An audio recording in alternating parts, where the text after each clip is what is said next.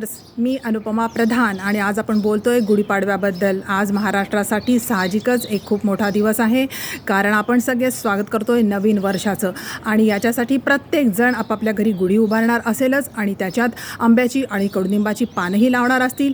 पण ही गुढीची पूजा आता फक्त सांकेतिक राहायला नको आहे, कारण आपण त्याच्यातून काहीतरी बोध घेण्याची वेळ आलेली आहे। कारण आज महाराष्ट्रात ह्या ना त्या कारणांनी खूप मोठ्या प्रमाणावर झाडांची कत्तल चालू आहे।